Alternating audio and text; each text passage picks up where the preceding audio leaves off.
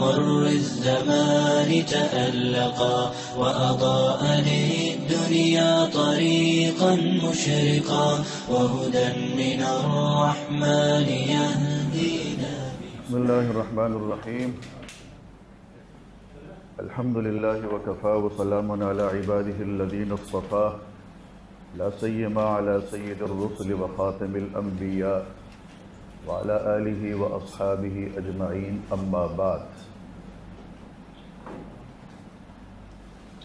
میرا موضوع، میرا ٹاپک مسلکی منافرت، جہاد، فتنہ، فساد اور نہی عن المنکر کی درست قسم کی اصطلاحات کی درست تشریحات.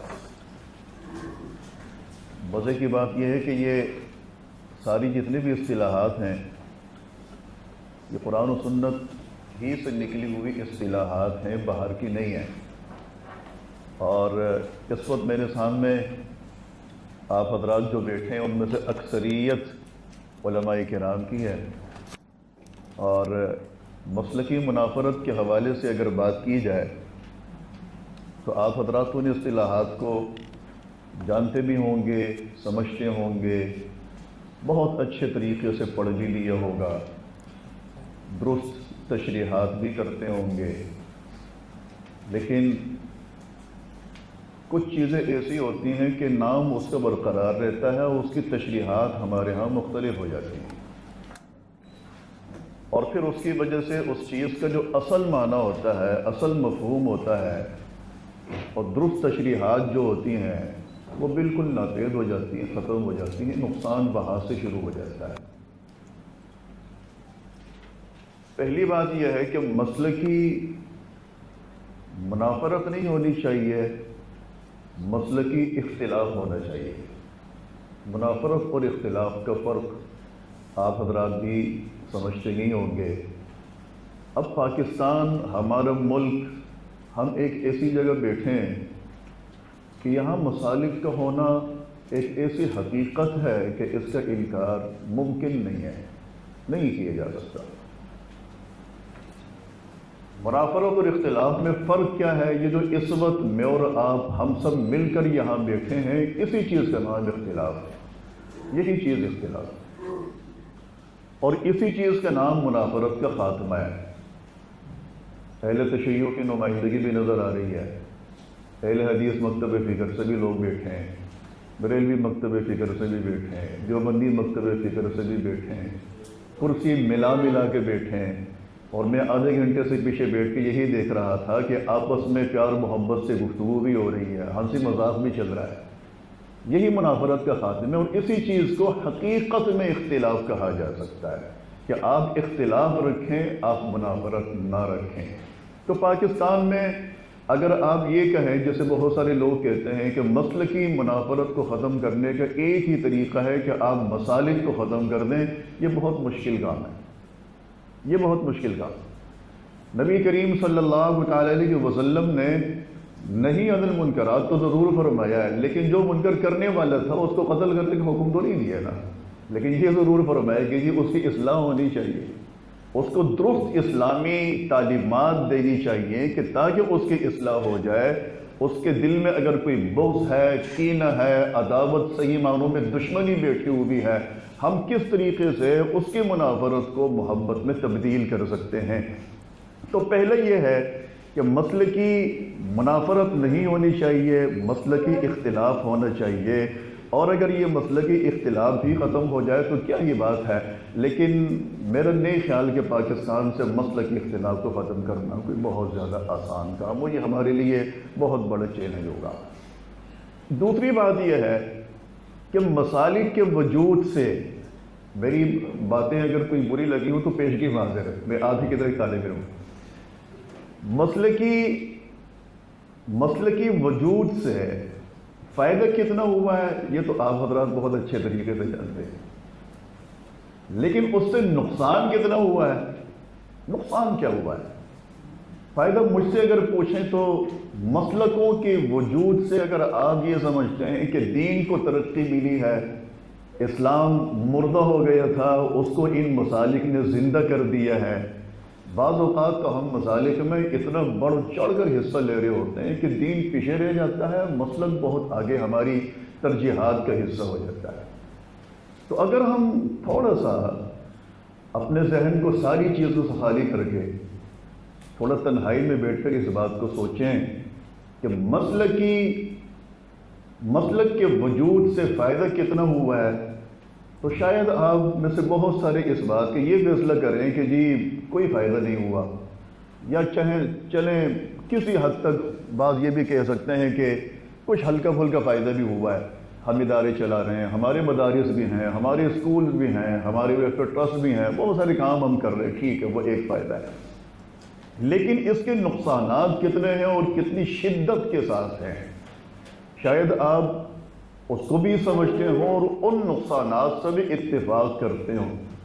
ایک بہت بڑا نقصان اس کا یہ ہے کہ ہمارے ہاں جو پبلک ہے، جو عوام ہے، ان میں سے بہت سارے وہ ہیں کہ جو آپ کے ہم مسلک ہیں اور وہ اپنے مسلک کے علماء کی بات سنتے ہیں، اس کے علاوہ کسی کی نہیں سنتے۔ ایک بہت بڑا طبقہ وہ ہے کہ جو بالکل ہی نفرت کرتا ہے اور پیچھے ہٹ جاتا ہے۔ مثال اگر میں دیوبندی ہوں تو میرا بریلوی مکتب فکر سے کوئی تعلق نہیں ہے، یا اگر میں بریلوی ہوں تو میرا آپ کی دیوبندی مکتب فکر سے کوئی تعلق نہیں ہے۔ لیکن بیچ میں بعض ایسے بھی ہوتے ہیں تو وہ یہ کہتے ہیں کہ جی ان مسلک والوں نے دین کو بگاڑ کے رکھ دیا ہے، تو وہ دین سے یوں سمجھ لیں کہ ٹوٹلی بیزاری کا اظہار کر دیتے ہیں اور کہتے ہیں کہ جی یہ مسلک اگر نہ ہوتے تو شاید ہم دین کی خدمت کر لیتے، اور یہ لوگ تو اپنے مسلک کی خدمت کرتے ہیں، دین کی خدمت کرتے ہی نہیں ہیں۔ ان کی باتیں کافی حد تک ٹھیک بھی ہوتی ہیں، اس لیے کہ ہم میں بعض ایسے لوگ بھی ہوتے ہیں جو صحیح بات نہیں کر رہے ہوتے ہیں، مسلک کی بات پہلے کرتے ہیں، دین کے بعد بہت بعد میں جا کر کرتے ہیں، تاثر اس سے یہی مل رہا ہوتا ہے کہ خدمت مسلک کی ہے، دین کی نہیں ہے۔ تو اس کی وجہ سے معاملہ اس حد تک گمبھیر ہو جاتا ہے کہ جو اصل دین ہے اللہ تعالیٰ کا بھیجا ہوا اور نبی کریم صلی اللہ تعالی علیہ وسلم کا بتایا ہوا، صحابہ کرام کا محفوظ کردہ، ہمارے اسلاف اور بزرگوں کی جہاں محنت ساری کی ساری خرچ ہوئی، وہ دین ہمارے ہاں متنازع بن چکا ہے۔ کیا اس بات سے انکار کیا جا سکتا ہے کہ قرآن کریم کی آیات کی تشریحات بھی متنازع بن چکی ہیں؟ کیا اس بات سے انکار کیا جا سکتا ہے کہ رسالت مآب صلی اللہ تعالی علیہ وسلم کی احادیث اور روایات اور تعلیمات بھی ہمارے بعض طبقوں کے بیچ میں بہت زیادہ کافی حد تک متنازع بن چکی ہیں؟ یقیناً ہم اس چیز کا انکار کسی بھی صورت میں نہیں کر سکتے ہیں۔ اب پاکستان میں مسلکی منافرت کا خاتمہ کیسے کیا جائے؟ آپ حضرات بھی یہاں شاید کل سے بیٹھے ہیں اور کچھ باتیں بڑی تفصیل کے ساتھ ہوئی ہوں گی، مجھے نہیں معلوم مفتی زبیر صاحب نے کل کیا باتیں کی اور راٹھور صاحب نے کل کیا باتیں کی، اور آپ حضرات نے پھر اس سے کیا نتائج اخذ کر کے آپس میں کس چیز کے اوپر آپ متفق ہوئے۔ لیکن یہ کہ جو باتیں میرے ذہن میں ہیں وہ تو میں ظاہر ہے کہ آیا ہوں تو ضرور عرض کرتے ہی جاؤں گا۔ پاکستان میں مسلکی منافرت کیسے ختم کی جا سکتی ہے؟ ممبر و محراب کا درست استعمال، سب سے پہلی سیڑھی یہ یاد رکھیں۔ راٹھور صاحب نے علماء کرام کو جمع کیا ہے نا، جس کا معنی یہ ہے کہ یہی طبقہ ہے جو لوگوں کی صحیح معنوں میں ایک اچھے سمت پر رکھ کر ان کی اصلاح بھی کر سکتا ہے، اور یہی طبقہ ہے کہ اگر یہ دین سے باغی ہو جائے تو یہ لوگوں کو مذہب سے بیزار بھی کر سکتا ہے۔ مقصد یہی ہے۔ ممبر و محراب علماء کرام کے ہاتھوں میں ہوتا ہے، کہیں نہیں ہوتا۔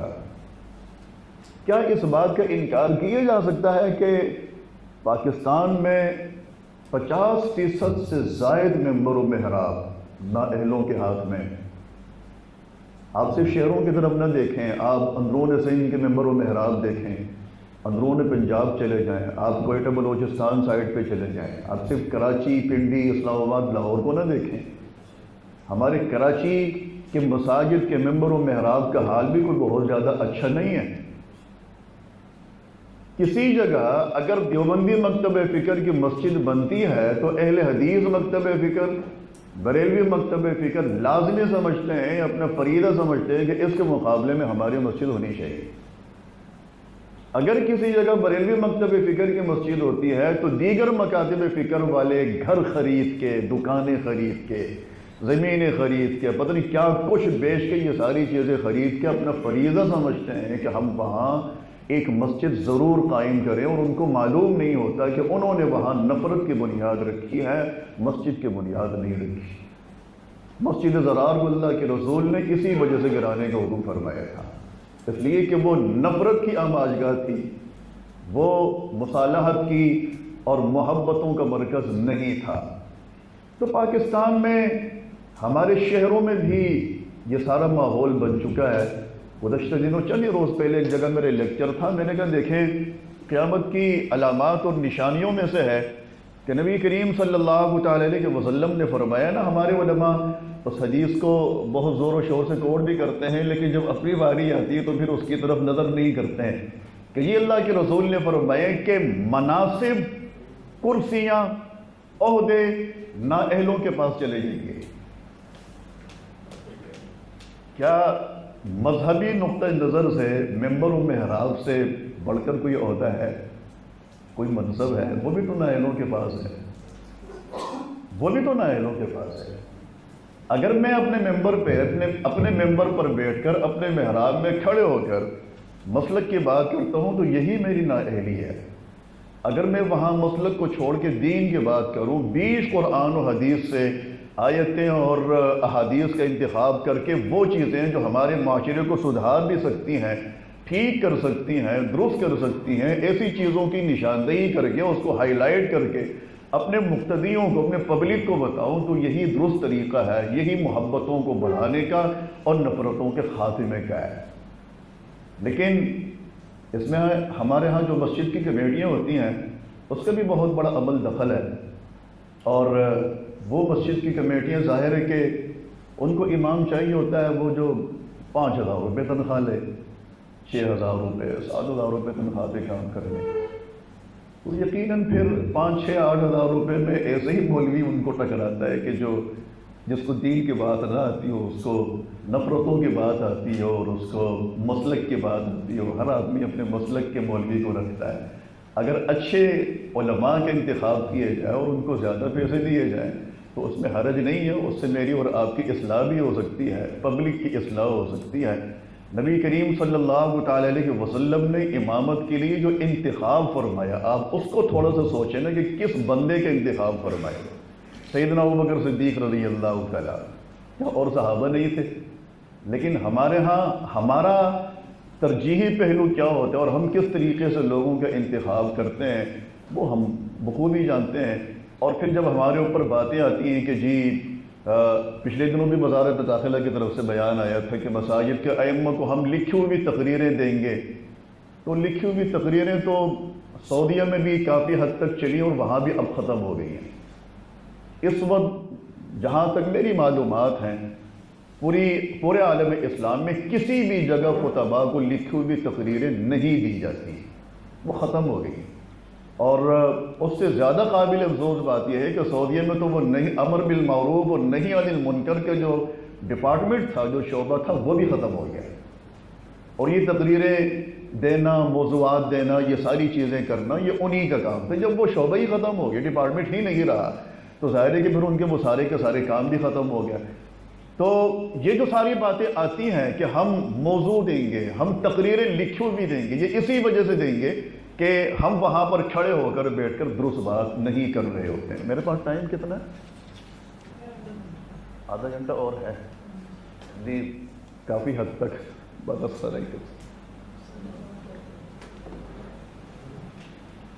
تو سب سے پہلے پاکستان میں مسلکی منافرت کا خاتمہ، جو کہ پبلک کا کام نہیں ہے بلکہ علماء کرام کا کام ہے، اور ان علماء کرام کا جو کہ اپنے اداروں سے وابستہ ہیں اور جو کہ مساجد سے وابستہ ہیں، منسلک ہیں۔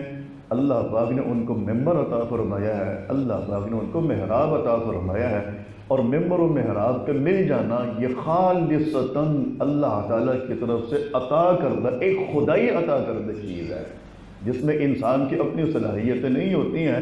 تو کہنے کا مقصد یہ ہے کہ جو عہدہ، جو منصب، جو ممبر و محراب مجھے ملا ہے، میں درست طریقے سے اس کا استعمال کروں تو کافی حد تک ممبر و محراب سے اگر محبت کی صدائیں اٹھیں، نفرتوں کے خاتمے کی آواز اٹھے تو انشاءاللہ یہ ہے کہ پاکستان سے کافی حد تک مسلکی منافرت کا خاتمہ ہو سکتا ہے۔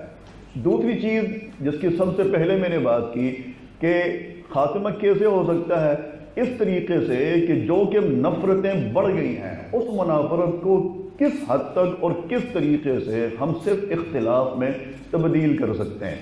اور میں نے شروع میں ہی عرض کر دیا کہ اختلاف تو رہے گا، ایک چیز ہے مسلکوں کا وجود، یہ ایک حق ہے، اس کا انکار ایسے ہی جیسے بیٹھے بیٹھے آپ سورج کا چاند کا انکار کرتے ہیں، نہیں آپ انکار کر سکتے ہیں، لیکن جو چیزیں ہمارے اوپر تھوپی گئی ہیں اب یہ میری اور آپ کی محنت اور کوشش سے کس حد تک ہم اس چیز کو کمزور کر سکتے ہیں، اس میں یہ ہے کہ میرا کردار کتنا ہے اور آپ کا کردار کتنا ہے۔ ظاہر ہے کہ یہ چیزیں بھی جو اہل علم ہیں، جو مذاہب سے دین سے وابستہ جو طبقہ ہے علماء کرام کا، انہی کی ذمہ داریوں میں سے یہ چیز بھی آتی ہے۔ تیسری چیز جو کہ اس زمانے میں بالکل ہی سمجھیں کہ کافی حد تک ختم ہو گئی ہے، مطالعہ بڑھایا جائے۔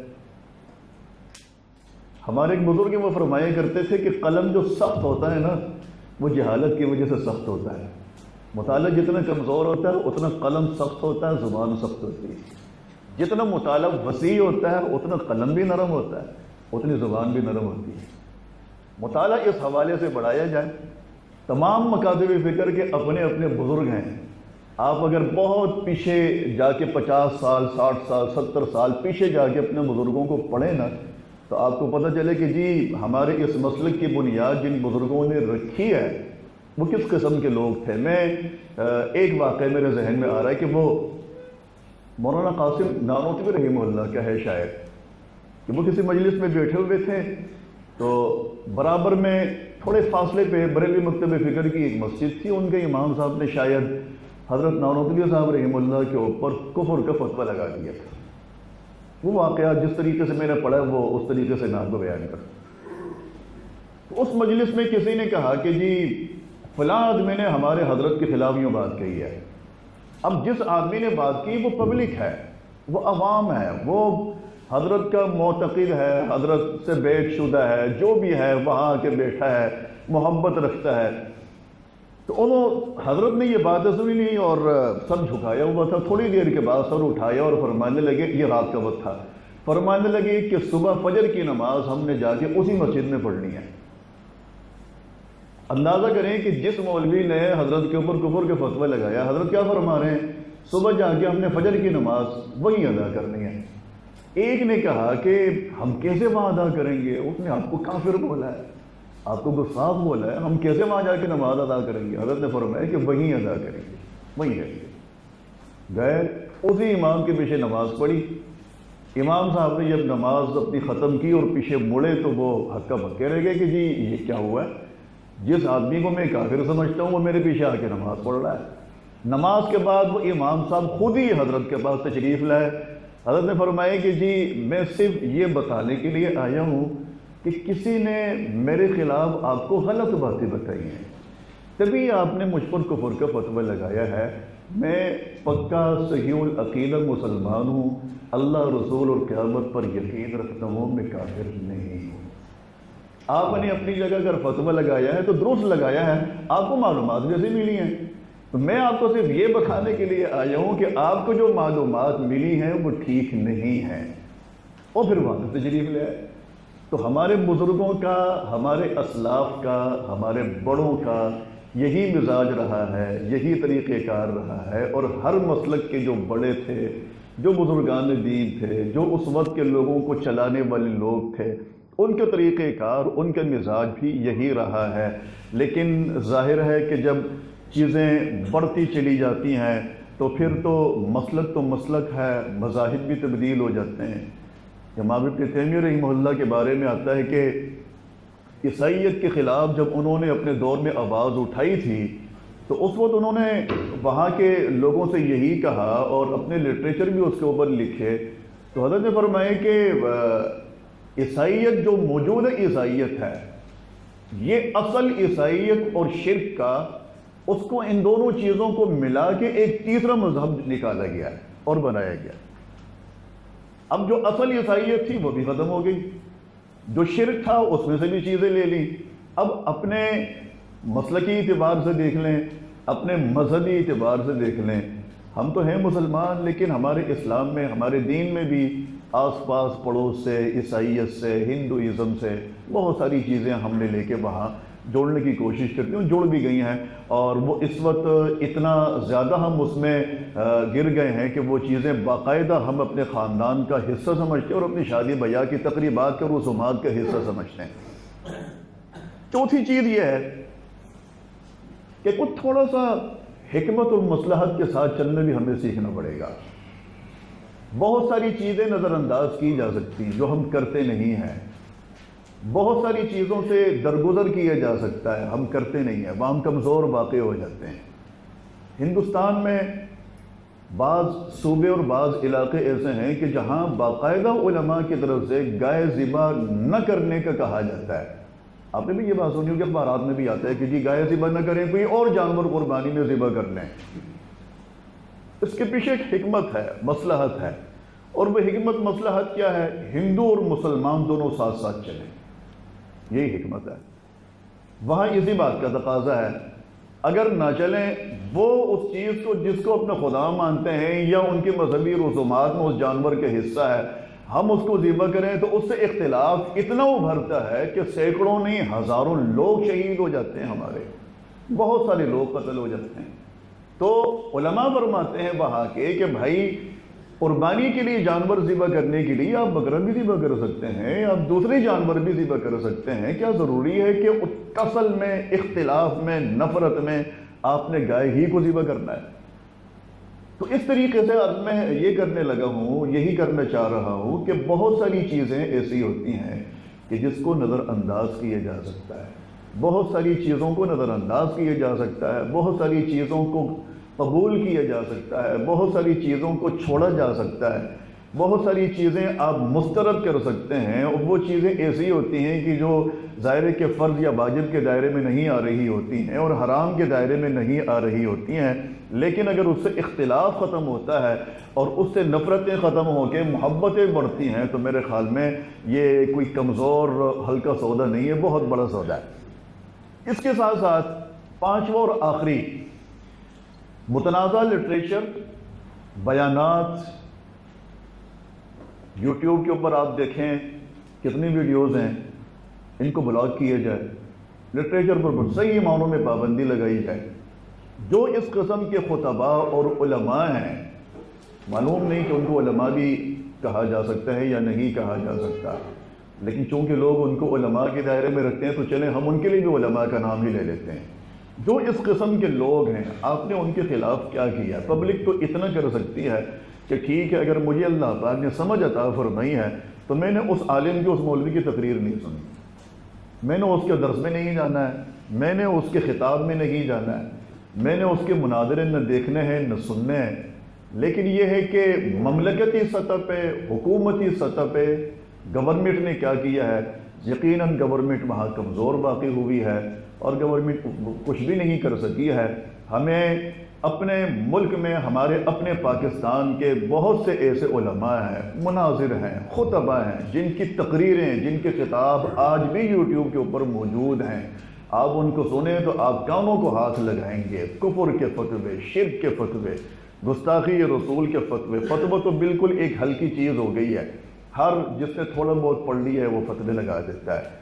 اور یقیناً یہ وہی والی بات کہ مطالعے کی کمزوری کی وجہ ہے کہ جتنا ہمارا کمزور مطالعہ ہوتا ہے اتنا ہی ہماری زبان سے اور ہمارے قلم سے فتوے زیادہ صادر ہوتے ہیں، اور اتنا ہی ہمارا قلم سخت ہوتا ہے، اور اتنی ہی ہماری زبان بھی سخت ہوتی ہے۔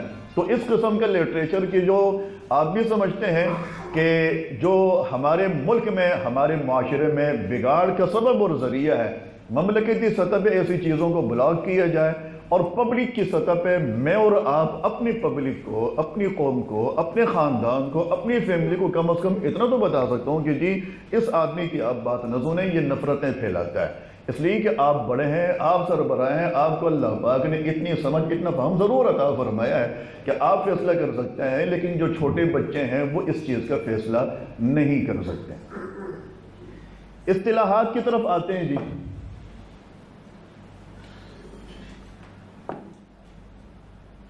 آپ کو جو چھوٹا سا کتاب سے اس وقت دیا گیا ہے جہاں سے جو فائل میں اس کو پڑھ رہا تھا، پتہ نہیں کل یا پرسوں، اس میں فتنہ اور فساد دونوں کو میرے خیال میں ساتھ لکھا ہے، لیکن میرے خیال میں فتنہ الگ چیز ہے اور فساد الگ چیز ہے۔ قرآن کریم میں اور احادیث مبارکہ میں ان دونوں چیزوں کو الگ الگ کر کے بیان کیا گیا ہے۔ قرآن کریم میں آپ حضرات علماء ہیں، بہت سی آیتیں آپ پڑھ چکے ہوں گے کہ فتنہ قرآن کریم میں کسی جگہ عذاب کے لیے بھی استعمال ہوا ہے۔ ذوقوا فتنتکم ھذا الذی کنتم بہ تستعجلون، یہ اپنے فتنے کو چکھو، عذاب، یہ مصیبت آفت تمہارے اوپر قیامت والے دن اللہ کی طرف سے کہا جائے گا اہل جہنم کو۔ تو وہاں فتنہ عذاب کے لیے استعمال ہوا ہے، اور فتنہ آزمائش کے لیے بھی استعمال ہوتا ہے۔ حسب الناس ان یترکوا ان یقولوا آمنا وہم لا یفتنون، کہ مسلمان ایمان والے کیا یہ سمجھتے ہیں کہ ہم نے کلمہ پڑھ لیا، ہم مسلمان ہو گئے، اب ہمیں ایسے ہی چھوڑ دیا جائے گا اور ہمیں آزمایا نہیں جائے گا؟ آزمائش تو شرط ہے، اسی آزمائش کو اللہ پاک نے بیچ میں رکھا ہے، اس کے ایک طرف جنت رکھی ہے، دوسری سائڈ پہ جہنم رکھی ہے، بیچ میں آزمائش اور مسلمانوں کو رکھا ہے، اپنے بندوں کو رکھا ہے، اسی کے اوپر فیصلہ ہونا ہے۔ تو وہم لا یفتنون فرمایا کہ آزمایا نہیں جائے گا، تو آزمائش بھی ہے۔ اسی طریقے سے دنیاوی مصائب کے اوپر بھی فتنے کا اطلاق کیا گیا ہے۔ وَإِنْ أَصَابَتْهُ فِتْنَةٌ انقلب عَلَى وَجْهِهِ خَسِرَ الدُّنْيَا وَالْآخِرَةَ۔ سورہ حج میں اللہ پاک فرماتے ہیں کہ یہ لوگ، ان کے اوپر اگر کوئی خیر والا معاملہ آتا ہے تو خوش ہوتے ہیں، لیکن جہاں کوئی مصیبت آ جائے دنیاوی اعتبار سے تو پھر سرکش ہو جاتے ہیں، کہتے ہیں کہ جی یہ کیا ہوا، یہ آفت ہمارے اوپر کیوں آ گئی۔ اسی طریقے سے فساد کے لیے بھی یہ لفظ استعمال ہوا ہے، یہاں پر آ کر فتنہ اور فساد دونوں یکجا کیے جا سکتے ہیں۔ لَقَدِ ابْتَغَوُا الْفِتْنَةَ مِنْ قَبْلُ وَقَلَّبُوا لَكَ الْأُمُورَ حَتَّى جَاءَ الْحَقُّ، یہ فتنوں کو تلاش کرتے ہیں۔ قرآن کریم میں بس کوئی آیت مل جائے کہ ہمیں اعتراض کرنے کے لیے کوئی بہانہ مل جائے، بس یہ فتنے والی بات ہوتی ہے۔ ہمیں رسول اکرم صلی اللہ تعالی علیہ وسلم کی تعلیمات میں، سنتوں میں کوئی ایسی بات مل جائے پوائنٹ والی کہ ہم اس کے اوپر شور شرابہ کریں، یعنی فتنہ تلاش کرنا۔ اسی طریقے سے فَأَمَّا الَّذِينَ فِي قُلُوبِهِمْ زَيْغٌ فَيَتَّبِعُونَ مَا تَشَابَهَ مِنْهُ ابْتِغَاءَ الْفِتْنَةِ وَابْتِغَاءَ تَأْوِيلِهِ، کہ قرآن کریم کی آیات کی تشریحات کے اعتبار سے وہ فتنے کی تلاش میں ہوتے ہیں۔ مفسرین کی تشریحات الگ ہیں، اور موجودہ زمانے کا، اس دور کا کوئی مجتہد پیدا ہوتا ہے، مجتہد ہوتا نہیں ہے، خود کو مجتہد سمجھتا ہے، وہ اس کی تشریحات الگ کر رہا ہوتا ہے۔ تو ظاہر ہے کہ ایک بات تو ہمیں یہ ذہن میں بٹھانی ہی ہوگی کہ جمہور ہیں۔ ایک تو وہ جمہوریت ہے نا جس کی وجہ سے ہمارے ہاں صدر بھی بن جاتا ہے اور وزیر اعظم بھی بن جاتا ہے اور حکومتیں بن جاتی ہیں۔ اسلام میں، دین میں وہ والی جمہوریت کی بات نہیں کر رہا، میں جمہور علماء کی بات کر رہا ہوں، جمہور مفسرین، جمہور محدثین میں۔ ایک دفعہ مجھے بڑی ہنسی آئی کہ اس زمانے کے ایک اسکالر، اس نے ایک کتاب لکھی اور بڑے مزے سے اس نے لکھ دی ہے کہ جی امام ابو حنیفہ سے یہاں غلطی ہوئی ہے، امام ابو حنیفہ سے یہاں غلطی ہوئی ہے، جبکہ وہ امام ابو حنیفہ سے غلطی نہیں تھی، جمہور مفسرین، محدثین، مجتہدین سب سے غلطی ہوئی تھی۔ اب اس زمانے کا اگر کوئی شخص آ کے ہمیں یہ پٹیاں پڑھائے اور یہ کہے کہ جی آپ کے بڑوں سے، جمہور سے غلطی ہوئی ہے، مجھے یہ مسئلہ بہت اچھے طریقے سے سمجھ میں آیا ہے، تو کیا آپ نہیں سمجھتے ہیں کہ یہ بھی مسلک کے اندر ایک اور نفرت کا آغاز ہے؟ لوگوں کو مسلک سے نہیں، دین سے بیزار کرنے کی ابتدا ہے، اور وجہ اس کی یہی ہوتی ہے کہ بعض ایسے احکامات کے جو نافذ العمل تو اگرچہ نہیں ہیں لیکن ہمارے آئین کا حصہ ہے، ان کو الگ کرنے کی کوشش کی جاتی ہے۔ اب ظاہر ہے کہ جب تک اس کے خلاف ہم بات نہیں کریں گے تو اس وقت تک جو ہے وہ چیزیں ہمارے ہاں رائج رہیں گی۔ اسی طریقے سے فتنے کے اطلاق قرآن کریم میں شرک کے اوپر بھی کیا گیا ہے، والفتنۃ اکبر من القتل۔ مفسرین نے لکھا ہے کہ وہاں فتنے سے مراد شرک ہے، کہ شرک بہت بڑا فتنہ ہے۔ اسی طریقے سے جہاد فی سبیل اللہ اور قتال فی سبیل اللہ کے حوالے سے جب ہم اس کے مقاصد میں جاتے ہیں تو ہمیں آیت ملتی ہے قاتلوہم حتی لا تکون فتنہ، کہ اس وقت تک جہاد کیجئے، اس وقت تک قتال کیجئے جب تک فتنہ برقرار ہے۔ جب فتنہ ختم ہو جائے تو پھر یہ ہے کہ آپ جہاد ختم کر دیجیے، اس لیے کہ اب ضرورت نہیں ہے۔ مفسرین نے لکھا ہے کہ یہاں بھی فتنے سے مراد شرک ہی ہے۔ جب تک بے دینی ہے، جب تک شرک ہے، جب تک اسلام کے علاوہ وہاں کوئی مذہب اور دین چل رہا ہے، فرمایا کہ اس وقت تک آپ کیجئے۔ لیکن جب دیکھیں کہ لوگ اسلام کی طرف راغب ہو گئے ہیں، لوگ اسلام سے متاثر ہو گئے ہیں، وہ خوف کے مارے یا محبت کی وجہ سے اسلام کو قبول کر رہے ہیں، پھر آپ جہاد کو ختم کر دیجئے۔ اب جب آگے چلتے ہیں ہم تھوڑا سا احادیث مبارکہ کی طرف، تو احادیث میں بھی فتنوں کا ذکر ہے، اور نبی کریم صلی اللہ تعالی علیہ وسلم نے ہمیں ان فتنوں سے نکلنے کے کچھ حل بھی بتلائے ہیں، جیسے سر فہرست دجال کا فتنہ ہے۔ اب دجال کے فتنے سے نکلنے کے لیے اللہ کے رسول نے فرمایا کہ جو سورہ کہف کی تلاوت کیجیے۔ اسی طریقے سے آپ نے کچھ مسنون دعائیں بتلائی ہیں کہ ان مسنون دعاؤں کو اپنی زندگی کا حصہ بنائیے تو آپ دجال کے فتنے سے الگ ہو جائیں گے۔ اسی طریقے سے مال کا فتنہ ہے، فرمایا کہ جی مال کا فتنہ آپ کے اندر آئے تو اس کو ختم کرنے کا طریقہ یہ ہے کہ زیادہ سے زیادہ آپ اس کو خرچ کیجیے۔ اسی طریقے سے ایک حدیث شریف میں اللہ کے رسول نے یہ بھی فرمایا ہے کہ مجھے اپنی امت پر سب سے زیادہ عورت کے فتنے کا خوف ہے، لیکن اب اس فتنے سے اپنی جان کیسے چھڑائی جائے؟ تو فرمایا کہ جی میں اپنی ازواج اور بیویوں کے لیے تم میں سب سے زیادہ بہتر ہوں، تمہیں بھی حکم کرتا ہوں کہ تم بھی اپنی بیویوں کے لیے سب سے زیادہ اچھے بن جاؤ۔ اور فرمایا کہ عورت کو اللہ پاک نے ٹیڑھی پسلی سے پیدا فرمایا ہے، اس کو سیدھا کرنے کی کوشش نہ کرو، محبت کے ساتھ اس کو چلاؤ۔ اور ایک حدیث میں بڑی خوبصورت بات اللہ کے رسول نے فرمائی کہ کمال یہ ہے، بہترین انسان و مسلمان وہ ہے کہ جو عورت کی اس قسم کی فتنے والی باتوں کو چھوڑ کر نظر انداز کر کے عورت سے فائدہ اٹھائے۔ جو خیر والی چیزیں ہیں، جو خیر والی باتیں ہیں، وہ عورت سے لے اور عورت سے فائدہ اٹھائے۔ ہر انسان باصلاحیت ہوتا ہے، لیکن اب میرے اوپر ہے کہ میں نے کتنا اس بچے کو باصلاحیت سمجھا ہے، اور میں نے کتنا اس کو جج کیا ہے کہ اس بچے کے اندر یہ صلاحیت ہے، مجھے اس سے فائدہ اٹھانا چاہیے۔ میری بیوی کے اندر یہ صلاحیت ہے، مجھے اس سے فائدہ اٹھانا چاہیے۔ وہ بچوں کی تربیت اچھی کر سکتی ہے، وہ گھر کا نظام اس طریقے سے درست کر سکتی ہے۔ تو حضور نے ایسے آدمی کی تعریف فرمائی ہے کہ جو عورت کی بہت ساری چیزوں کو نظر انداز کر کے ان چیزوں کو لے جس سے اس کا گھر ٹھیک ہو سکتا ہے، اس کو فائدہ ہو سکتا ہے۔ فساد کی طرف آ جائیں گی، فتنے میں تو کئی معنی ہیں، وہاں عذاب بھی ہے، مصیبت بھی ہے، آزمائش بھی ہے، شرک بھی ہے، کئی معنی ہیں۔ لیکن فساد میں تو کوئی اچھا معنی ہے ہی نہیں، بگاڑ ہی بگاڑ، خرابی ہی خرابی، تباہی ہی تباہی کو قرآن کریم نے فساد قرار دے دیا۔ اور قرآن کریم میں زیادہ تر اللہ سبحانہ و تعالیٰ نے جن چیزوں کو فساد کہا ہے تو اس میں دو چیزیں قابل ذکر ہیں اور بڑی کثرت کے ساتھ ان کی نشاندہی فرمائی۔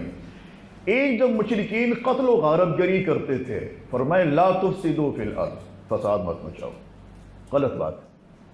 وَيَسْعَوْنَ فِي الْأَرْضِ فَسَادًا أَن يُقَتَّلُوا أَوْ يُصَلَّبُوا أَوْ تُقَطَّعَ أَيْدِيهِمْ وَأَرْجُلُهُم مِّنْ خِلَافٍ أَوْ يُنْفَوْا مِنَ الْأَرْضِ۔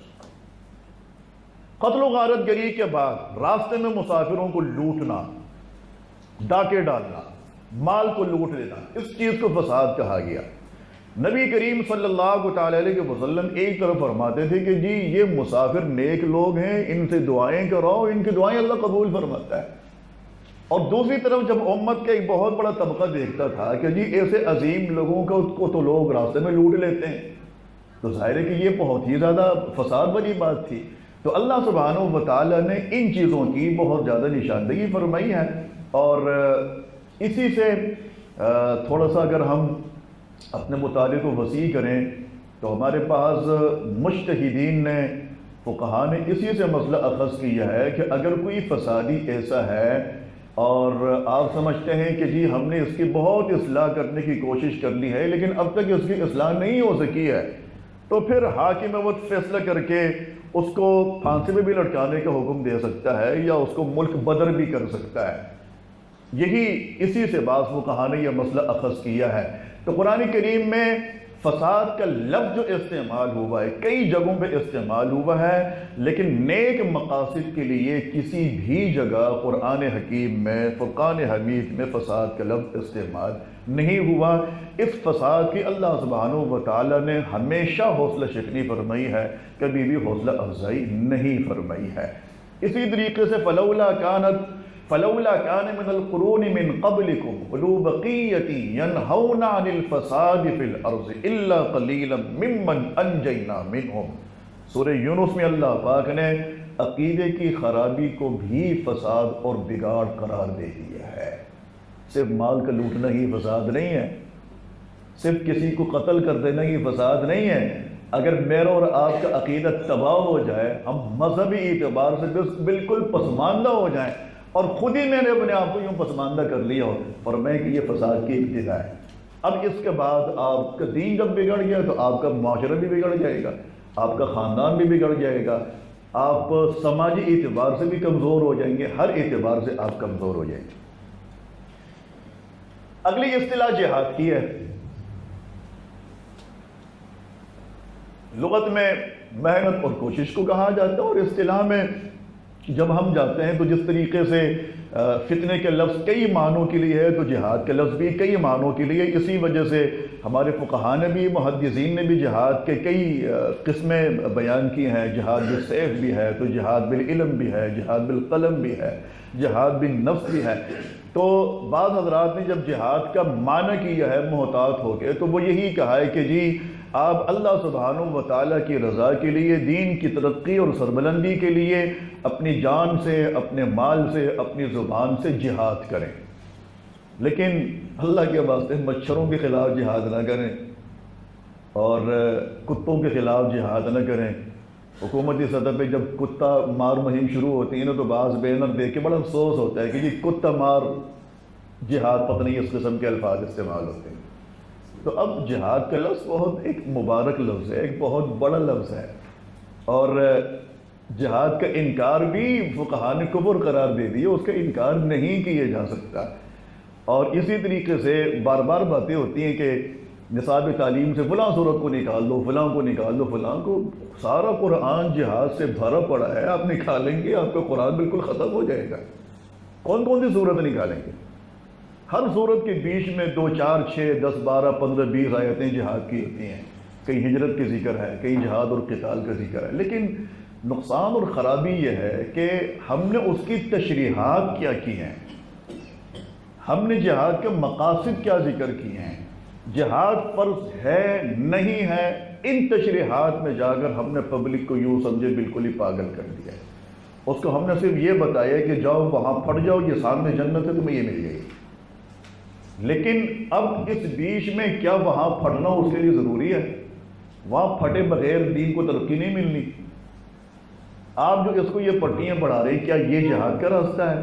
یہ قتال کا راستہ ہے؟ ایک صاحب سے میری ملاقات ہوئی پچھلے دنوں، انہوں نے جہاد کے حوالے سے کئی سوالات مجھ سے کیے۔ میں چاہوں گا کہ وہ سوالات اور پھر میرے جوابات وہ بھی میں آپ کو بتاؤں۔ مجھ سے کہنے لگے کہ جہاد کب فرض ہوتا ہے؟ میں نے کہا امام محمد رحمہ اللہ نے سیر الصغیر اور سیر الکبیر میں بڑی عمدہ اس کی تشریحات فرمائی ہیں اور بہت اچھے طریقے سے اس کو بیان کیا ہے۔ انہوں نے لکھا ہے کہ جہاد تب فرض ہوتا ہے کہ جب آپ کے ہاں دینی ضروریات پر پابندی لگ جائے۔ دینی ضروریات کا مطلب سمجھتے ہیں، جیسے بعض ممالک میں اذان پہ پابندی ہے، کسی جگہ مسجد بنانے پہ پابندی ہے، تو کسی جگہ عورتوں کے پردوں کے اوپر پابندی ہے، تو کسی جگہ شراب خانے بالکل سر عام کھلیں، کوئی اس کے اوپر پابندی، یعنی نہ امر بالمعروف ہے نہ نہی عن المنکر ہے، بلکہ منکرات کی سرپرستی ہے اور معروفات کے اوپر پابندی ہے۔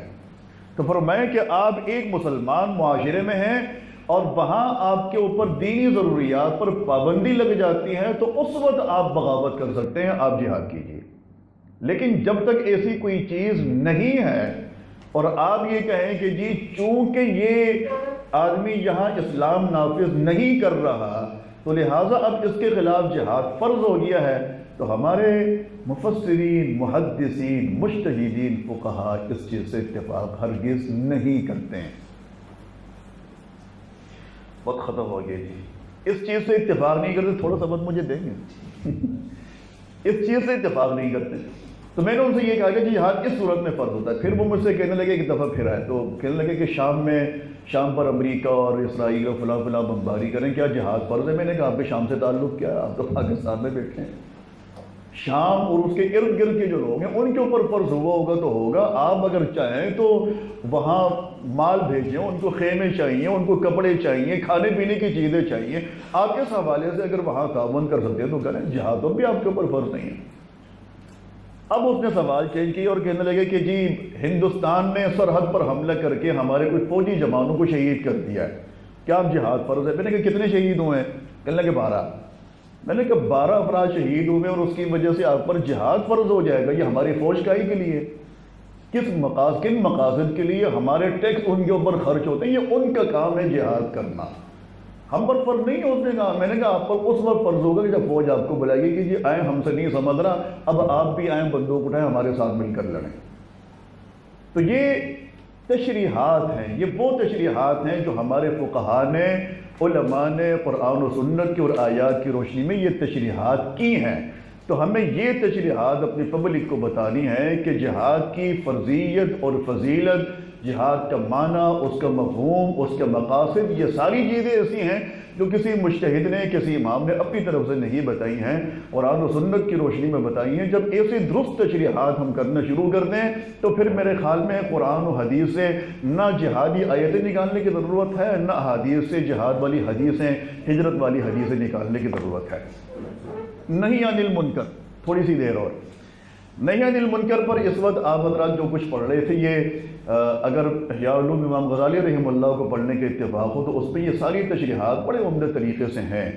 امام غزالی رحمہ اللہ نے فرمایا کہ نہی عن المنکر جو ہے، اس کے لیے سب سے پہلی شرط یہ ہے کہ وہ چیز متفقہ منکر ہو، اختلافی نہ ہو، اتفاقی ہو، تمام مجتہدین کو اس چیز پر اتفاق ہو۔ جیسے شراب، جیسے سود، زنا کے اڈے کھل جائیں، آپ احتجاج بھی کریں، ساری چیزیں کریں۔ سود کا بازار گرم ہو جائے، آپ لوگوں کو تلقین کریں کہ بھائی نہ کرو یہ کام، حلال کی طرف آؤ، کیوں حرام کی طرف جا رہے ہو۔ دوسرا انہوں نے لکھا ہے کہ یہ فی الحال وہ منکر ہو بھی رہا ہو، یعنی ایک آدمی شراب پی رہا ہے تو آپ جا کے اس کا ہاتھ روکیں، اس کو منع کریں کہ بھائی کیا کر رہے ہو۔ یہ نہی عن المنکر کا معنی ہے۔ لیکن اگر وہ کام ہو چکا ہے تو ہو چکنے کے بعد کی ذمہ داری پھر آپ کی نہیں ہے، وہ پھر حکومت کی ہے۔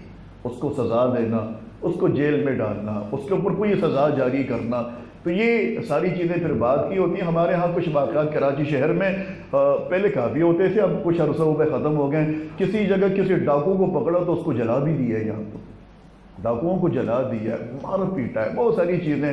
یقیناً یہ چیزیں اسی وجہ سے ہوتی ہیں کہ ہمارے ہاں مجرموں کو سزائیں نہیں دی جاتی، لیکن اس کا مطلب یہ نہیں ہے کہ جب مجرمین کو سزائیں نہیں دی جاتی تو آپ اس کا حل کوئی اور نکالیں۔ یہ نہیں کہ آپ خود ہی اس کو مار دیں، خود ہی اس کو جلا دیں۔ جلانے کا حکم تو اللہ نے جانوروں کو بھی نہیں دیا کہ کسی جانور کو یا کسی چیونٹی کو، کسی چیز کو جلایا جائے، چاہے کہ ایک انسان کو جلا دیا جائے۔ پھر اس کے ساتھ ساتھ یہ ہے، تیسری شرط انہوں نے یہ بھی لکھی ہے کہ منکرات کی ٹوہ میں نہ لگیں۔ ایک واقعہ ابھی جہاں پڑھا جا رہا تھا کہ حضرت عمر رضی اللہ تعالیٰ عنہ نے دیوار کو پھلانگ کے اوپر سے دیکھا ایک آدمی گھر کے اندر گناہ کر رہا تھا، تو اس نے کہا کہ جی میں نے تو ایک گناہ کی ہے، آپ نے تو 3 کر دی ہیں۔ میں نے تو ایک نافرمانی کی ہے اللہ کی، آپ نے تو 3 کر دی ہیں۔ کیسے 3 کی ہیں؟ ولا تجسسوا کی مخالفت کی ہے آپ نے۔ اللہ پاک نے فرمایا کہ یہ ٹوہ میں نہ لگو، آپ تو میری ٹوہ میں لگیں، دیوار پھلانگ کے آپ نے دیکھ لی ہے مجھے۔ دوسری مخالفت یہ کی کہ متسلموا علی اہلہا کی مخالفت کر دی آپ نے۔ اللہ کو حکم ہے کہ جی جب آؤ تو سلام کرو، آپ نے سلام کیا نہیں۔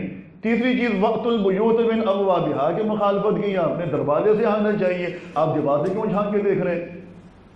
تو یہ امام غزالی رحمہ اللہ نے بھی اس کو بڑے عمدہ طریقے سے، بڑی تفصیل سے لکھا ہے کہ ٹوہ میں نہیں لگنا چاہیے۔ ایک واقعہ ذہن میں آیا کہ عبداللہ بن مسعود رضی اللہ تعالیٰ عنہ جب کوفہ کے گورنر تھے تو ان کے پاس ایک آدمی کو لایا گیا، اس کی داڑھی میں شراب کے قطرے تھے کچھ۔ جو آدمی پکڑ کے لایا اس نے کہا کہ اس نے شراب پی ہے، اب کیا کریں، اس کے اوپر شراب والی حد جاری کیجیے۔ عبداللہ بن مسعود نے فرمایا کہ شراب کے قطروں کا داڑھی کے بالوں میں ہونا یہ اس بات کی دلیل نہیں ہے کہ اس نے شراب پی ہے۔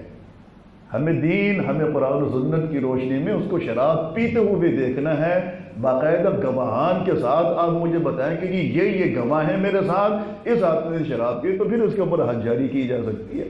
لیکن اس کی داڑھی کے بالوں میں شراب کے قطروں کا ہونا، عبداللہ بن مسعود نے فرمایا کہ اس بات کی دلیل نہیں ہے کہ ہم اس کے اوپر جو ہے نا اب اس کی سزا بھی جاری کریں، اس کے حد جاری کریں۔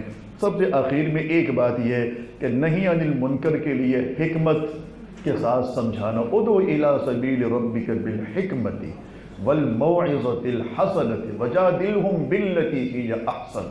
حکمت کے ساتھ سمجھانا یہ بہت ہی زیادہ ضروری ہے۔ جب تک حکمت کے ساتھ نہیں سمجھائیں گے اور مصلحت سے ہٹ کر ہماری یہ ساری ترجیحات ہوں گی تو پھر یہ ہے کہ سامنے والے کو سمجھانا ہی بیکار ہو جاتا ہے، آپ کی ساری محنت ضائع ہو جاتی ہے۔ جو کچھ کہا، جو کچھ سنا، اللہ پاک عمل کی توفیق نصیب فرمائے۔ ایک سوال میں آپ سے خدمت میں کرنا چاہ رہا تھا، اب اس کے بغیر انشاءاللہ معاملہ حل ہو جائے گا۔ آپ نے فرمایا کہ مسالک کے مضمرات ہیں، پریشانیاں پیدا ہوئی ہیں، کیا یہ مسالک انسانوں کو آسانیاں نہیں پیدا کرتے؟ کیسی آسانیاں؟ مثال کے طور پر انسان کو ایک شخص کو کسی کا ایک طرز عمل، نمازوں میں دیکھ لیجیے، نماز پڑھنے میں ایک طرز عمل سے اختیار کرنے کے اندر وہ سمجھتا ہے کہ میں اس کو بہتر نہیں سمجھتا، اگر ہاتھ کھول کر نماز پڑھ لیتا ہے ہاتھ باندھے بغیر، تو یہ مسلک کیا بہتر، یہ آسانی نہیں پیدا کرتا اس شخص کے لیے؟ اس کو آپ مسلک کہیں گے یا مذہب کہیں گے؟ آگے بڑھتے ہیں۔ مذہب اور مسلک میں تو فرق ہے نا۔ ہمارے ہاں ایک بہت بڑی مصیبت یہ بھی ہے کہ بعض شخصیات کے اوپر بھی مسالک کا قبضہ ہے، بعض شخصیات کے اوپر بھی مسالک کا قبضہ ہے باقاعدہ کہ جی فلاں صحابی ہمارے، فلاں صحابی ہمارے۔ تو اب اس کی وجہ سے یہ تو نہیں ہوتا کہ یہ ان کے ہو گئے، ہم نے ان کو دے دی کہ جی ٹھیک ہے یہ آپ لے لیں اور باقی جو رہ گئے وہ ہمارے ہو گئے، سب ہمارے ہی جی۔ بس منکر کے لیے آپ نے جو ہم نے وہ مطالعہ نہیں کیا تھا، ہم نے گروپ ڈسکشن میں اور شرائط کی بھی بات ہوئی، ہم اپنے معاشرے کے اندر یہ بات دیکھتے ہیں کہ دیکھیے حرمت سود، اس پہ تو سارے مسالک متفق ہیں، سارے مذاہب متفق ہیں، شراب کی حرمت قطعی کے اوپر ہم سب متفق ہیں۔ اب میں اپنے معاشرے میں دیکھتا ہوں کہ میرے معاشرے کے اندر سرکاری سرپرستی میں A to Z سود کے کاروبار کی بہترین سرپرستی کی جاتی ہے، بلکہ کیونکہ یہ مالیاتی ادارے ہیں، دیگر اداروں کے مقابلے میں ان اداروں کے اندر ان اداروں کو جو جوائن کرتا ہے اس کو فیسیلیٹیشن بہت زیادہ ملتی ہے۔ ایک دوسری بات یہ میں دیکھتا ہوں کہ شراب ہم اپنے معاشرے کے اندر مسالے کی بنیاد پر غیر مسلموں کے لیے شراب خانوں کی یہ پرمٹ کا اجرا کرتے ہیں۔ اب ہمیں نظر یہ آتا ہے کہ یہ جو شراب خانے ہیں یہ مسلم آبادیوں سے متصل کھولے جاتے ہیں، اس کے پرمٹ غیر مسلموں کے نام پر ہوتے ہیں اور اس شراب کا استعمال غیر مسلموں سے زیادہ مسلمانوں کے اندر عام ہو رہا ہے۔ اس کی ایک مثال یہ ہے کہ ہمارے علاقے کے اندر رحیم آباد ایک ایسی آبادی ہے جس کے ساتھ ایک کرسچن کمیونٹی ہمارے ساتھ رہتی ہے، اور ان کی 5 پر شراب خانہ کھولا گیا۔ اس شراب خانے کے خلاف جو کرسچن فریز تھے وہ اور مسلم علماء اور عوام دونوں آبادیوں نے مل کر احتجاج کیا، لیکن جو لوگ اس سے کاروباری منفعتیں اور اپنے شیطانی عزائم کی تکمیل چاہ رہے تھے وہ ان کی حفاظت کے لیے ہماری ریاست موجود تھی۔ اب آپ دیکھیے کہ ان دونوں معاملات میں دونوں حرام کاموں کے لیے ریاست جو ہے سپورٹر بن رہی ہے ان حرام کاموں کی۔ اب کیا ہمارا لائے عمل ہونا چاہیے؟ دیکھیں سوشل میڈیا نے جب سے ترقی کی ہے تو میرے خیال میں پبلک کی بھی ایک بہت بڑی طاقت ہے، اور بعض اوقات جب ہم ایک صحیح طریقے سے اپنا احتجاج ریکارڈ کراتے ہیں تو پبلک کی طاقت حکومتی طاقت سے بہت ہی زیادہ بڑی ہو جاتی ہے۔ حال ہی میں ہمارے ہاں جو واقع ہوا تھا وہ حلف نامہ اور اقرار نامہ اور فلاں اور فلاں، یہ ساری چیزیں جو واپس لی گئی ہیں تو میرے خیال میں تو یہ میرے اور آپ کے احتجاج کے بعد لی گئی ہیں، ورنہ وہ لوگ تو اس چیز کو بالکل ہی پاس کر چکے تھے۔ تو اگر ایک اچھے طریقے سے، ایک مہذب طریقے سے ہم اپنے احتجاج ریکارڈ کرائیں تو میرے خیال میں سود بھی ختم ہو سکتا ہے، پھر شراب خانے بھی بند ہو سکتے ہیں۔ لیکن ہمارے ہاں مسئلہ یہ ہے کہ ہم سوشل میڈیا پہ جب ایک کمپین چلاتے ہیں تو اس بات کے لیے چلاتے ہیں، جیسے رمضان میں چلی تھی کہ جی فروٹ بہت مہنگا ہو گیا لہٰذا 3 دن تک نہ خریدو، اور ابھی ٹماٹروں کے لیے چلی گئی جو ٹماٹر بہت مہنگا ہو گیا تو لہٰذا ٹماٹر کو نہ استعمال کرو۔ تو ہم یہ چیزیں تو بہت اچھے طریقے سے دیکھ کے اس کمپین کو ہم کامیاب بھی کر دیتے ہیں، لیکن مذہبی حوالے سے یہ چیز پھر بالکل سوال ہے، لیکن اس کا اب تک حل نہیں نکل پڑا ہے کہ ہماری پبلک نے ان چیزوں کے خلاف کیا کیا ہے۔ ایک جگہ پروگرام ہو رہا تھا اور جیو کے اوپر پروگرام تھا، میں اس میں بیٹھا تھا، وہاں کرسچن کی طرف سے بھی نمائندگی تھی، تو انہوں نے یہ سوال اٹھائے کہ جی شراب خانے کھولنے کی جو پرمٹ و پرمیشن ہے وہ ہمارے پاس ہے، لیکن ہمارے نام پہ مسلمان کیسے شراب خانہ کھول کے بیٹھ جاتا ہے؟ اس چیز کے اوپر نہ عدالت ایکشن لیتی ہے، نہ تھانہ ایکشن لیتا ہے، نہ حکومت کا کوئی اور ادارہ ایکشن لیتا ہے۔ تو ظاہر ہے کہ یہ ساری چیزیں حکومتی سرپرستی میں اور ان کے دست شفقت کے نیچے ہی یہ چیزیں چل رہی ہوتی ہیں، لیکن ہم نے اس کے خلاف کیا کیا؟ تو میرے خیال میں اگر اچھے طریقے سے آپ تھانے میں، حکومتی اداروں میں اس کے خلاف احتجاج کریں تو ایک علاقے میں شراب خانہ بند کرنا کوئی مشکل کام نہیں ہے۔ چلیں کئی علاقوں میں، لیکن آپ کی کیمپین اچھی ہونی چاہیے، بشرطے کہ میں آپ کا ساتھ ہوں، پبلک آپ کا ساتھ دے۔ یہ علامہ صاحب یہ بات تو ایک حقیقت ہے کہ ہم علامہ نہیں، علامہ بہت بڑا لفظ ہوتا ہے۔ چلیں آپ سے چھوٹا ہے، بین المسالک ہم آہنگی کے لیے ہم جو یہاں پر بیٹھے ہیں نا، اور مسالک کے تحت بیٹھے ہیں، بیک گراؤنڈ جو ہے اس سے آپ بخوبی واقف ہیں، اور یہ بات کی ایک حقیقت ہے کہ تمام مسالک کسی نہ کسی سطح پر تشدد اور ایک دوسرے کے خلاف عوام کو بھڑکانے میں سب کا کچھ نہ کچھ کیریکٹر موجود ہے۔ کہ میں صوفیہ کے مسلک کا ہوں تو میں جو ہوں نا، نہیں میں تو بین بین چلتا ہوں، میں کسی کے لیے تکفیر کا فتویٰ یا خوارج کا فتویٰ میں جاری نہیں کرتا۔ تو ایسا نہیں ہے، تمام مسالک کا کچھ نہ کچھ اس کے اندر جو مرچ مسالہ جب کھانا پڑتا ہے تو سب کی طرف جتنا نمک ڈلتا ہے اتنی ہی کالی مرچیں اس کے اندر ڈالی جائیں۔ ہر چیز کا ایک اپنا تناسب ہوتا ہے اور سب نے اپنا اس کا حصہ لیا ہے، لیکن کیا وجہ ہے کہ پاکستان کے اندر جب بھی کوئی دہشت گردی کا واقعہ ہوتا ہے اس کا بیک گراؤنڈ جا کر اس کے جو کھرے ہیں وہ کسی ایک جگہ جا کے ہی ختم ہوتے ہیں اکثر؟ کہاں؟ مدارس میں؟ نہیں، مدارس میں نہیں، مخصوص مدارس میں۔ دیکھیں یہ 2016 اور 2017 میں تو یہ چیزیں بہت زیادہ واضح ہوتی ہیں، اور اب یہ مسئلہ مدارس سے نکل چکا ہے، یونیورسٹیز اور کالجز کے اندر بھی گھس چکا ہے۔ آپ کے NID یونیورسٹی کے اور آپ کے کراچی یونیورسٹی کے کئی اساتذہ اور کئی اسٹوڈنٹس اب بھی رینجرز کی کسٹڈی میں ہیں اور ایجنسیوں کے پاس ہیں، اور وہ لوگ بھی سر جوڑ کر بیٹھے ہیں کہ جی یہاں تو نہ جہاد کی صورتیں پڑھائی جاتی ہیں، نہ جہاد کی تشریحات، نہ لفظ بولا جاتا ہے، نہ یہاں مولوی ان کو پڑھاتے ہیں، یہاں یہ چیزیں کیسے پروان چڑھ رہی ہیں اور کیا ہو رہا ہے۔ حال ہی میں ان جامعات کے تمام جتنے بھی VC تھے سب کو اسلام آباد میں بلا کے پوچھا کہ جی کیا پڑھاتے ہو، وہ خود سر جوڑ کے بیٹھے ہیں، پریشان ہیں۔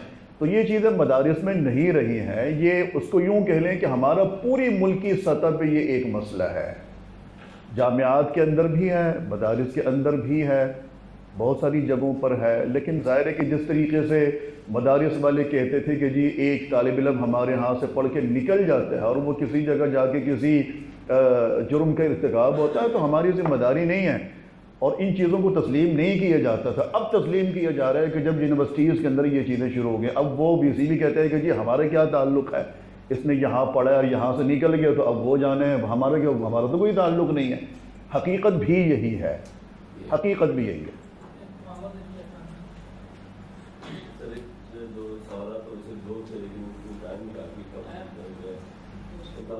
ٹائم تھوڑا سا دے دیں۔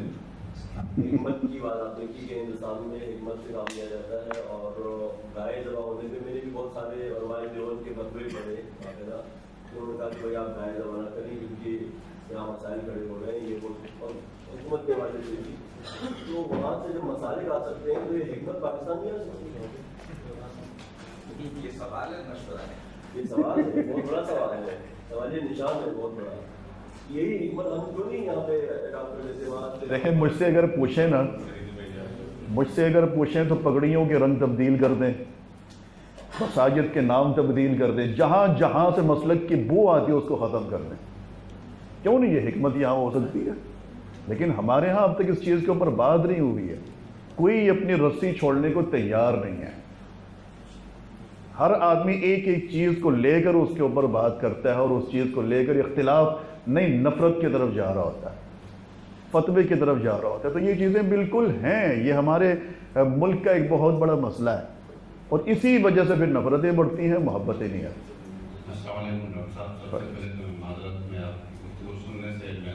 शायद इसकी एक बड़ी वजह होटल मैनेजमेंट की जो है ना, मिस मैनेजमेंट है, जो पीछे गाड़ियाँ खड़ी हैं वहाँ जो सूरत हाल, उसकी वजह से मैं राठौर साहब से कहूँगा कि होटल मैनेजमेंट से बात कर लें कि इतना तो नहीं होना चाहिए। घुटनों तक पानी खड़ा है जहाँ गाड़ियाँ खड़ी हैं और कोई भी आदमी वहाँ जा नहीं सकता। मैंने पहले अपनी गाड़ी लेकर गया, अब आते वक्त भी मुझे एक मतलब फिर अपने आप को धोके आना पड़ा। ये इसकी तकरीबन आधा पौने घंटे मेरा इसमें ज़ाया हुआ है। तो ये एक बात। दूसरा, मैं चूँकि आपको गुफ्तगू नहीं सुन सकता हूँ ना, लफ्ज़ है तो मैं उसके से सवाल करना चाहता हूँ और ये एक लफ्ज़ मुझे काफ़ी अर्से से परेशान कर रहा है। लफ्ज़ चूँकि आपने लिखा इस्तिलाहात, हमारे यहाँ एक इस्तिलाह इस्तेमाल होती है मोमिन मुसलमान। क्या कोई शख्स ईमान के बगैर मुसलमान हो सकता है? मेरे इल्म के मुताबिक तो मुसलमान होने के लिए ईमान ज़रूरी है, लेकिन जब ये पूछा जाता है मोमिन हो, तो क्या ये दो इस्तिलाहें इस्लाम के अंदर जायज़ हैं? और ईमान के बगैर मोमिन यानी मुसलमान के बगैर मोमिन हो सकता है या मोमिन के बगैर मुसलमान हो सकता है? कुल लम तुमिनु वलाकिन क़ूलू अस्लमना वलम्मा यदखुलिल ईमानु फी क़ुलूबिकुम। ये कुरान और सुन्नत की इस्तिलाहात हैं और दोनों इस्तिलाहात मुख्तलिफ हैं। हमारी अहादीस में एक हदीस जिब्राइल के नाम से बहुत ज़्यादा मशहूर है और वो हदीस उसकी बड़ी बेहतरीन तशरीह करती है। वहाँ ईमानियात अलग हैं और इस्लामियात अलग हैं। ईमानियात को बिल्कुल दिल का, क़ल्ब का और बातिन का हिस्सा करार दे दिया है। अल्लाह पर ईमान, रिसालत पर, क़यामत पर, फरिश्तों पर ईमान, इन सारी चीज़ों पर ईमान दिल का हिस्सा है, इसको ईमान कहा गया है। ज़ाहिर में जो हम आमाल करते हैं, आमाल सालिहा, नमाज, रोज़ा, ज़कात, हज, दीगर इबादात वग़ैरह, इनको इस्लाम करार दे दिया है।